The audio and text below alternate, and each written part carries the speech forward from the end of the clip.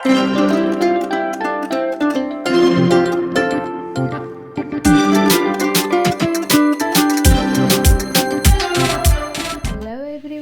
आज आम बनाया जाए कलरा आलूर भर्तार रेसिपी। तो कलरा आलू भर्तार रेसिपी रे आम देसी कलरा यूज करवा। तो जो बड़ बड़ कलरा यूज हुए सेटा आम यूज करवानी, तार टेस्ट एत भल लग न था। तो यही भाव में देसी छोट छोट कलरा नवा, तार डेम्फ छड़े नवा, तापर स्टीमर रे कि प्रेसर कुकर रे कि आपण कड़ाई रे सिझाई पारे। तो सिझाई दबा, सिझाई सारापर गोटे पात्र को काढ़ी नवा। तापर से सिझा मुझे गोटे बड़ आलू आड कर नहीं, तो आलू को तादे भल भाव में चकड़ी दबा मिसेकी। तो कलरा देहपाई बहुत ही भल, जो मानक कलरा खाली खाइबा भल लगी न था। तो यही भाव में दिंतु, से अति सहजरे खाई ने। तो यहाँ बहुत ही टेस्टी लगी था।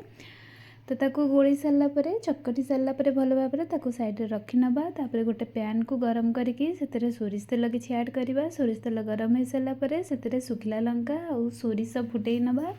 सोरिष फुटीगला से अल्प टिके माने यहाँ लो फ्लेम रे ही कुक करेंगे। तो लो फ्लेम रे कुक करके तो अल्प टिके हलदी गुंड ऐड करवा। सांगे सांग तादे आम रसुण छेचा किसी ऐड करवा। तो बेसी रसुण छेचा ऐड करें, जस्ट 4 ରୁ 5 कलार रसुण छेचा। तो सेटा टिके नाकू फ्राए हो गला पर रसुणटा बेसी फ्राए करके पोड़ीदेवेनि, जस्ट नॉर्मल फ्राए होला बेले तापर से आम जो चकटा करथिबा जो कलरा और आलूर चकटा, तो ताकू ऐड करके ताकू भल भाव में गोले नवा।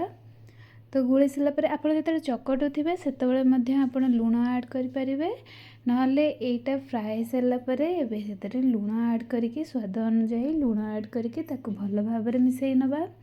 तो ये आप चाहिए लंका गुंड ऐड करें, किंतु मु लंका गुंड स्किप करुच्ची कारण से छोट पिला खाइबे। तो मुझे गुंड किसी लंका गुंड ऐड करेनी।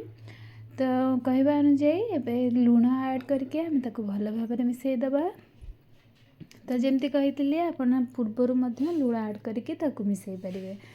तो ये पूरा ऑलमोस्ट रेडी हो गलानी।